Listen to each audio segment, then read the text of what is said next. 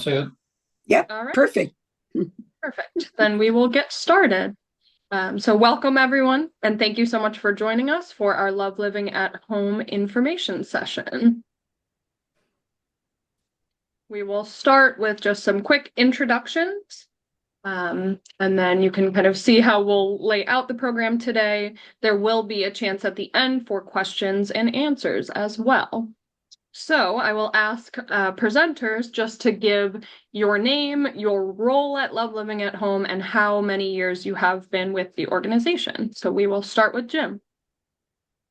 Oh, good morning, everybody, and thanks for joining us. My name is Jim Darneater. I am a co-chair of the board of Love Living at Home. I've been involved with the organization pretty much from day one. I'm a volunteer also. So I'm active in on our marketing communications committee, and of course, co-chairing the board. And I've been with the organization now, like I said, since day one, and that was about 10 years ago. As far as the idea was concerned, and then we opened our doors a little over 8 years ago. So I'll turn it over to Cassie. Hey everyone, my name is Cassie Wiesmer. I'm the Assistant Director at Love Living at Home. I've been here since 2019, and one of my primary roles is working with our members and volunteers, helping coordinate, provide support with our volunteer services. I'm Carol Sheely, and I've been involved since day one. And Jim, I'll remind you, it will be 11 years in January since the idea was developed. That's true. Yes, I'm a board member, and I've been a committee chairman for the Membership Services and Program Committee. I stepped down as committee co-chair, but I'm on the program committee and involved in lots of aspects of volunteering and creating programs for the membership. Great. Thank you, Carol. And my name is Thina Lindhorst. I'm the Executive Director of Love Living at Home, and I joined the organization about 11 months ago. So thrilled to be here. And I would like to open it, if anyone else joining us today wants to just briefly introduce themselves with their name and tell us why they are joining us today. We give you the opportunity to do so now. Good morning. I'm LaWanda Cook. I had a trial membership a year or so ago and really didn't get a chance to do much. I think I popped in on one of the virtual happy hours and spoke a little bit, tried to, interject myself into the conversation, and found there wasn't a lot of openness. And so I signed off. I do work full time, and so that's actually been one of the challenges. Is that a lot of the things that you do are not things that I was able to do. I'm faculty at Cornell, and so that's kind of a 24/7 job, and it's difficult to make time for other things. And so 15 years here, I don't feel like I have a community outside of work. Within my work community is fine, but at 15 years, I don't have other people that I know very well. And also I'm a person that lives with physical disability and occasionally, could benefit from some assistance with transportation, and I could also help other people with that. I do some driving, but I have certain kinds of limitations. And just certain situations where it's just nice to know other people and to be able to do things with other people outside of my work life. My area of study is work-life balance, but I don't get to practice it very well. So.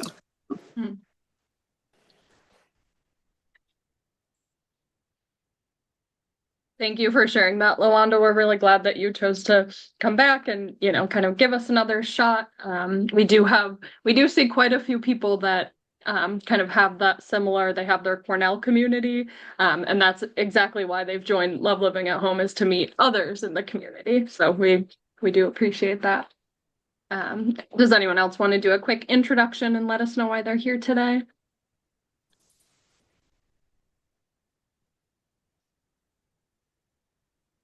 All right. Then we will switch gears and head over back to the PowerPoint presentation. Let's see. So we will start with an overview with Jim. Great. So I can't see everybody that's on. Let me see if I can do, I guess I can't do a gallery view. Okay. So again, welcome. So Love Living at Home is a 501c3 not-for-profit. And basically, our reason for existence is to help our demographic age in place. We are open to anybody over 50 years of age, which is in parallel with AARP. We cover generally the Tompkins County area, although we don't have strict boundaries. It basically is the area that we can service people. We provide help when needed, and we help members connect with one another, and we'll go through much more of that in just a little while.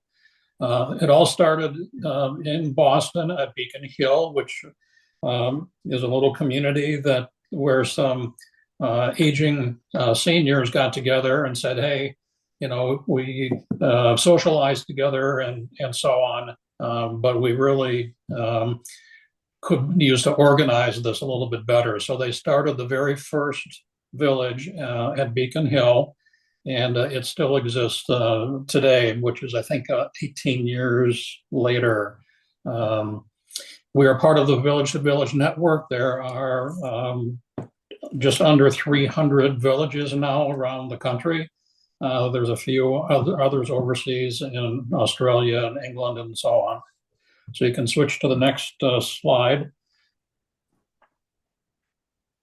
So what happens as we age, of course, and this is nothing new to anybody on this Zoom, but obviously there are physical limitations that increase as our age increases. Our strength, our balance, endurance, they all gradually change. And also what changes is our social circles. So some people are still working and are members, but a lot of people are not. And so there's a lot of times there's extra spare time that we could use to occupy ourselves. Our colleagues, when we retire, sometimes stick around, but we lose that daily connection with them. And sometimes our family situation changes where they may move out of town or retire somewhere. So it leaves us with some unoccupied time. So what we want is to maintain our social connections. And sometimes joining an organization like Love Living at Home provides us with that opportunity. We want a purposeful life. We still want to be defined by something, and it may be something that is new. And then a lot of people within Love Living at Home have really expanded their interest based on what other members are doing and so on. We have a lot of interest groups from play script reading is one example, which is something that I'm not involved in. But there's a group of people who are very interested in that. And so they do regular Zoom meetings on play script reading. We have a foodies group that is interested in getting together to do some cooking and sharing their stories. So also in our living situation, we want to maintain some independence. And we have a member that joined us very early on who said, I love this organization because I get to live in my house with my roles.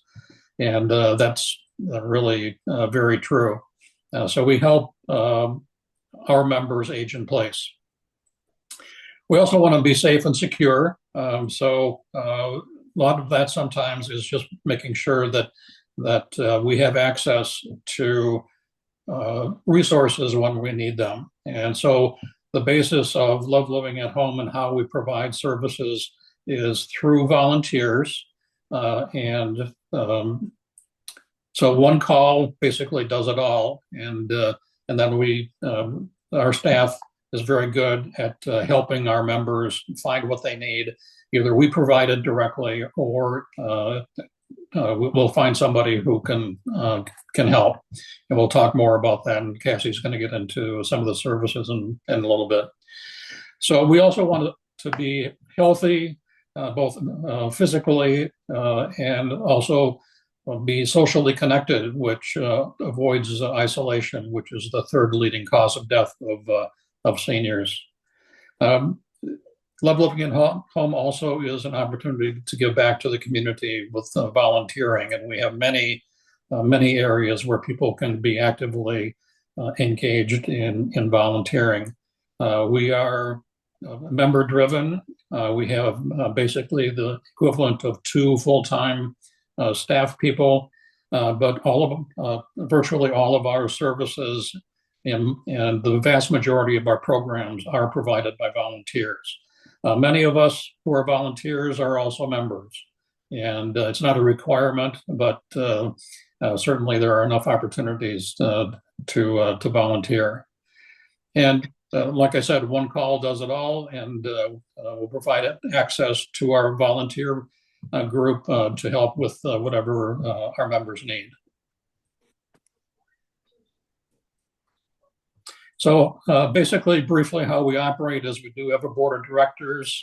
We have several committees where ideas bubble up from our membership, and the committees basically are in charge of making recommendations to the board of directors if necessary. But like our programs committee, which we'll get into in a little bit, is very independent, and they're very active, and they really handle the vast majority of planning the various activities for our organization. And let's see, I think I've covered pretty much most of this. So we'll move on to the next slide. So what's interesting, one of the interesting things is that during the COVID pandemic, our membership actually grew, and we did that through Zoom. People still wanted to stay connected, although we couldn't really get together in person, but just the social connection with that we were provided with Zoom really helped our membership grow. We also stayed connected with each other with a newsletter that we started right when the pandemic came out, because there was so much information that was just kind of innuendo or rumor. And so we tried to give our members the information that they needed in order to stay healthy. So the format of Love Living at Home really kind of works both in person and also on Zoom. Many of our programs are still on Zoom, and Carol's going to get into more of those. So moving on, we're going to go to Cassie, who's going to talk about services and volunteering. Yeah. So in addition to our programs, Love Living at Home also offers a wide variety of services. We help connect and coordinate those, and as Jim said, one call to the office. We encourage members to reach out with any need they might have. Often our volunteers are able to help. If they're, if it's beyond what our volunteers are able to help with, we, help connect them with other resources in the community. In 2023, we provided, 1,450 services and over 10,000 to date. And those include things like grocery shopping, help with errands and household tasks, minor home maintenance, lawn and garden projects, also rides to appointments, that can be a medical appointment or just any, visit with friends. So it can be medical or non-medical transportation, and also rides to, the different programs that we offer in person. Volunteers can also help with friendly visits, do check-in calls, and again, transportation to our different programs and events. So these are a few photos of volunteers helping, giving a ride to the airport, helping, build a couple stands, and then technology help. You can bring your devices for a general tutorial or to have a few questions answered. Next slide. These are some additional photos, just helping move some items, some gardening, and snow shoveling. We have that. Next slide. And these are two examples. Russ and Nancy gave us permission to share their stories. Two different experiences though. Russ joined primarily for help with services. So we have volunteers regularly helping, pick up groceries or rides to appointments or handy person projects. But something else came out of that, those connections, where he made some great new friends and connected with some old friends. And some of the volunteers started going out to lunch. So it wasn't just a connection for, resources like groceries and rides. They also, just connected and a friendship built. And then Nancy, she joined primarily for programs. She didn't expect to need many services, aside from, maybe some help with tech questions and other, minor tasks. But, something unexpected happened. She had an accident and needed, some ongoing help for a few months, rides to appointments and picking up groceries and other errands, and then just checking in to, see how we could help. So we have a variety of where, members may more ongoing help, and then just in the case of, a situation where it might be for a short time. Volunteers. So our volunteers can be members or non-members. They can help in person or virtually. We have volunteers participate on our task force and committees. They also help in the office. We have a wide variety of direct service volunteering, and then also, non-direct, whether helping in the office or, helping with, the runnings of the organization. So members are not required to volunteer, but encouraged to. And all of our volunteers, many say how they really enjoy, what volunteering provides for them as much as they help give to others. The member volunteer that, these connections build within the community. And volunteering is very flexible. So we have volunteers. There's no minimum time commitments with volunteering with Love Living at Home. We have volunteers that might help weekly or monthly or, over the summer while they're in town. So it's very flexible. So if you're interested in learning more about volunteer opportunities, you can reach out to the office. We also have a volunteer application on our website. And these are just a few other photos of volunteers helping at tabling events in the community. And then also these are some photos of our community celebration, which is an annual celebration we have, just thanking our volunteers and all the work they do. And it's a great opportunity for everyone to get together and honor our volunteers. So I will pass things off to Carol to talk about programs. I checked, and in the year so far, to the end of October, we presented 400 different programs to our members, which the number sort of astounded me. And participating in those 400 programs were 2,950 of our members. And so that was just, again, an astounding number. The program committee is made up of a number of our members that get ideas from the membership, or we come up with ideas, and we try to accomplish them. I'm looking at the November list of programs, which is available online.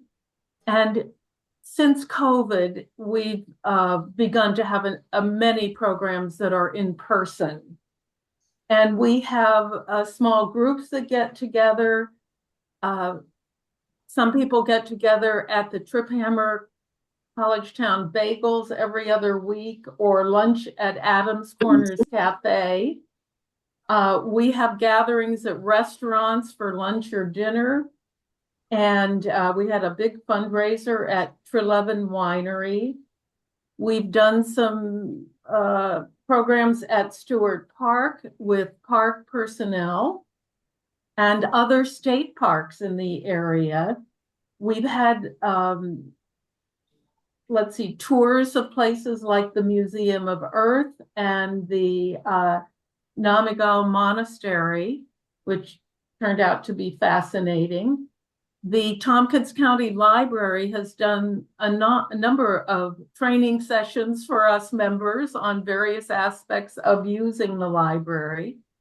Weekly, we have sharing stories of our lives, men walking, happy hour, and current events every Wednesday at 4:30, which has drawn a lot of our members to the discussions and topics of the day, whether they're local, statewide, or national, or international. Every other week, we have a group that gets together for staying home in their residences, their apartments or houses. And we have women walking, which I lead, and we walk places all over the county. And every other Monday morning, now in the fall, starting, we walk at 11. And we have between 5 and 15 of our members that enjoy walking together. We do a lot of talking and chatting. We have drop-in Zoomlets. And monthly, we have a film festival, so people watch a film at their own leisure and then get together and discuss it. We have a trivia program once a month, play script reading, history discussion group, a book group. We have a food insecurity group that meets to about once a month to discuss problems in our county. This isn't a real program, but an interest group that they've just completed a drive for items for babies to be donated to the Tompkins County. I'm trying to think of the right agency. It's the Child Development Council. Oh, Child Development Council. Yes. And so that's been very successful. We've gone on Discover Cayuga Lake boat tours, and there's a paddling and rowing group. Martha Haynes, one of our members and now an emeritus astronomy professor at Cornell, has given monthly talks about astronomy and what's happening in the skies. Peter Davies, who's a member and a docent at the Botanic Gardens, gives tours. From Ithaca College, we had a speaker about hearing loss and hearing aids. So it goes on and on. And this month, the program committee is, as we have done since the beginning of COVID, is organizing meals being delivered, prepared by Wegmans for Thanksgiving dinners. And we have volunteers who are putting together those meals. They come prepackaged, members pay for them. And then we have a whole host of volunteers that deliver the day before Thanksgiving. We're also coordinating a holiday concert at Ithaca College in Ford Hall, done by the Cayuga Chamber Orchestra in mid-December. So we're going to have a block of seats, and members can sign up and pay for tickets, and then we'll all sit together. So the ideas are limitless, and it's always fun to take an idea and then make it happen, which our committee has certainly done with lots of help from our members. Here are some of the programs. You can see we had a tour of Teganic Falls, a walking tour with one of their naturalists. We've had picnics at people's houses and in parks. We had a cooking class at Cultivari, which was great fun, and happy hours. We've started having dinners at the Antlers on New Year's Day. So lots of people participate in that, and it's a fun activity to start the new year. And we do that during the day. Great. Thank you, Carol.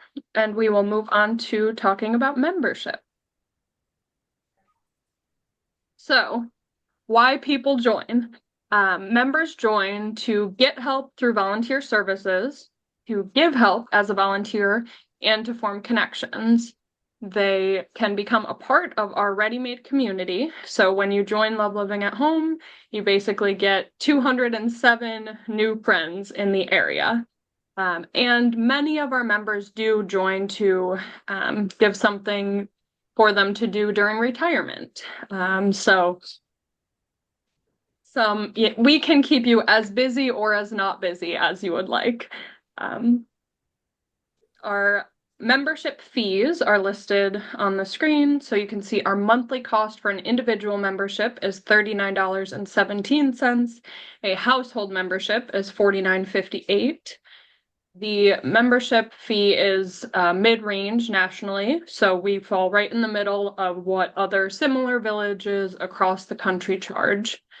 You can try a free 3-month trial membership with no commitment. And once the trial membership is over, if cost prohibits a barrier from joining, we do have a sponsored membership program, which we will talk more about. And membership dues contribute 30% of our overall budget, which you'll see in the next slide. So this is just a quick overview of our income versus our expenses. This is from 2023, and you'll see that membership dues are 32% of our income. So we do rely very heavily on grants as well as individual gifts. And we are very grateful to our supporters, donors, and sponsors. And you can see our expenses listed as well.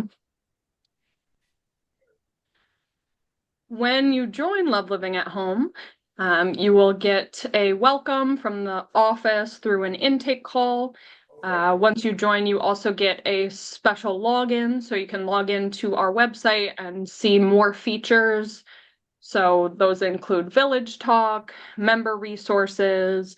You're able to log into our website and make a service request through there or by calling the office.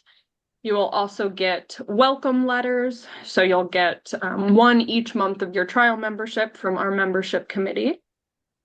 You have the option of getting a village buddy, which is another member that kind of helps you navigate your start of your membership.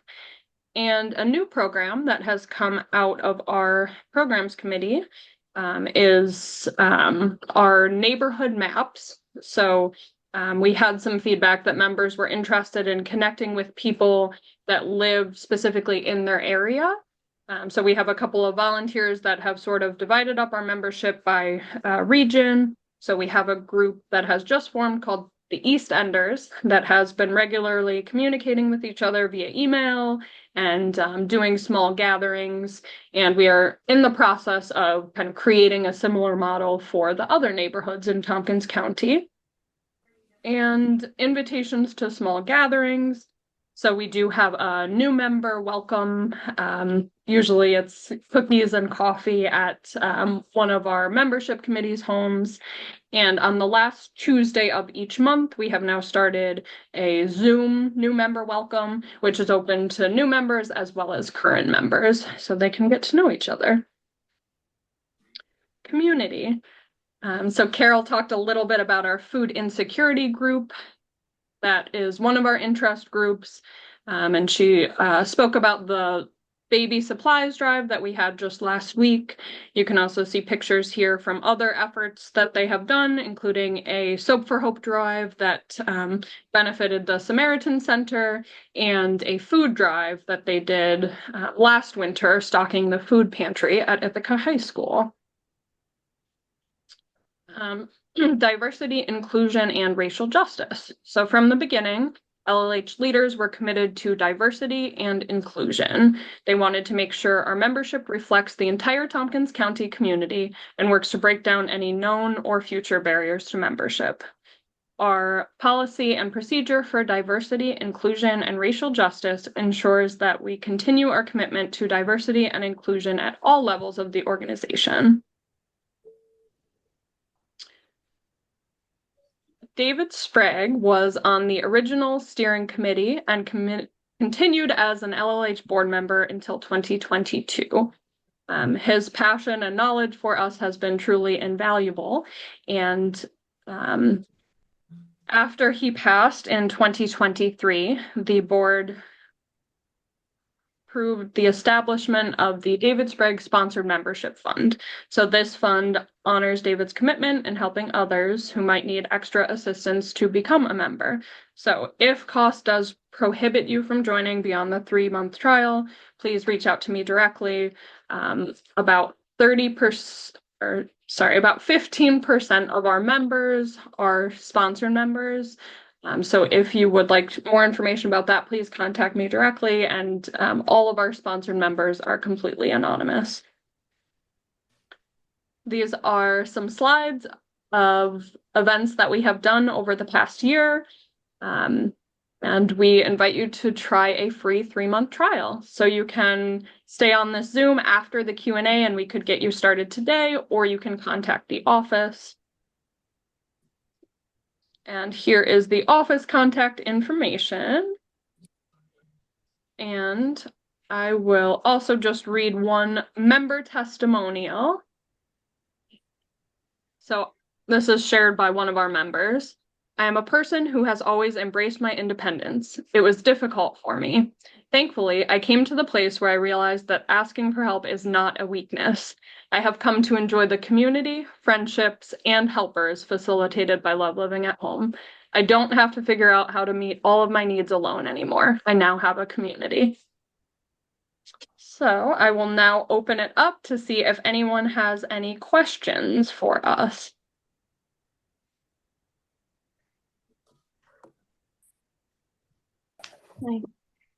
I put my question in the chat.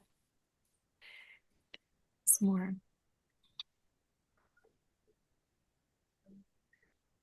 So I do see in the chat, currently interested for friends, one a traditional member, the other a young, someone is considering a volunteer position. Is that what I'm seeing? Correct. Has it ever been in the history where the volunteer, able-bodied young adult volunteer could offer to volunteer by having the same dwelling, or kind of having a room in the house of the person that they're helping?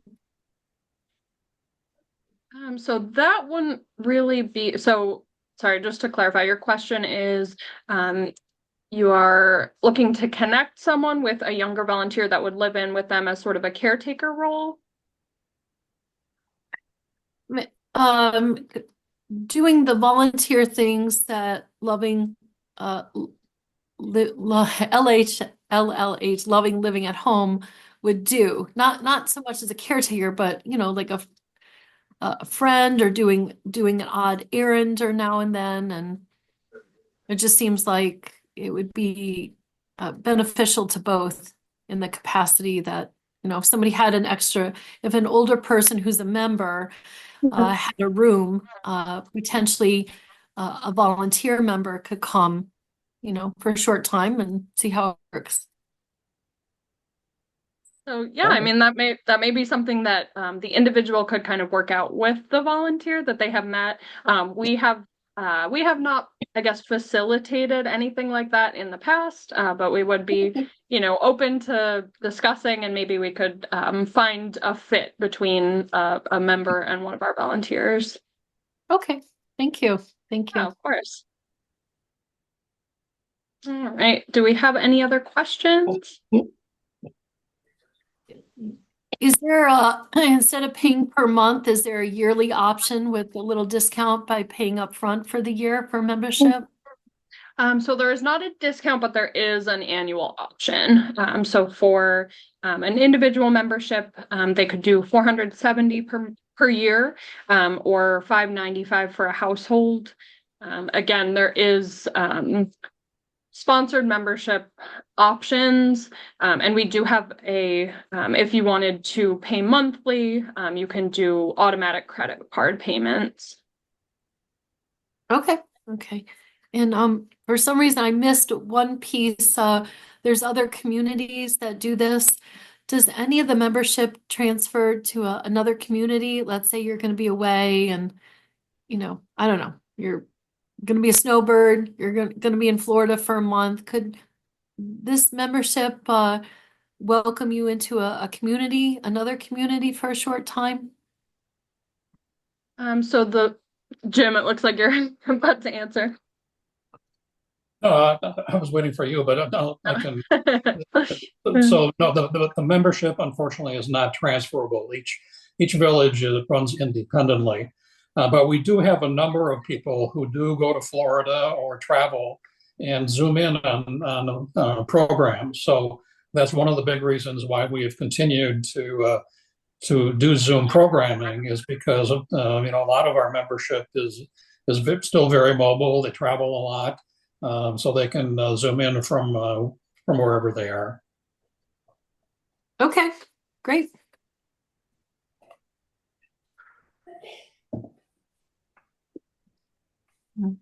What's the best way to become a volunteer?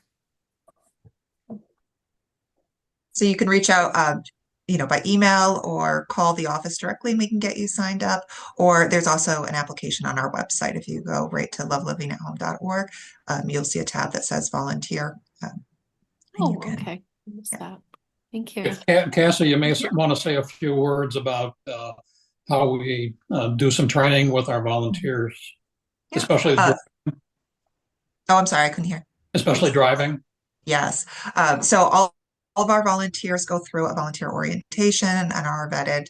We get all of their, driver's information. We go through the training orientation. So once you would sign up to be a volunteer, you would go through our orientation and our training, and then we have kind of an email. If that works, we can also reach out by phone with different opportunities. So it's very flexible. You can see what opportunities are available in the areas that you're interested in, and you can sign up. And Cassie, forgive me if you have already mentioned this, but the way that our volunteer requests work is once a request is made, only volunteers within that specific category receive the request via email. They can choose to either pick up the request or leave it for another volunteer. So it's very, the commitment level, as Cassie mentioned, is very low. So you can volunteer as much or as little as you like. And usually the email is a morning kind of highlight that highlights a few opportunities, and then you can go to the website to see more. So it's not an email per request. You get a highlight of different opportunities, a few times a week or on a daily. Yeah. Also, if you're not on our mailing list, you probably want to contact the office because we put out monthly the Connections newsletter, and that's free of charge. It goes to both members and community people who are interested in staying in touch, and it's quite comprehensive.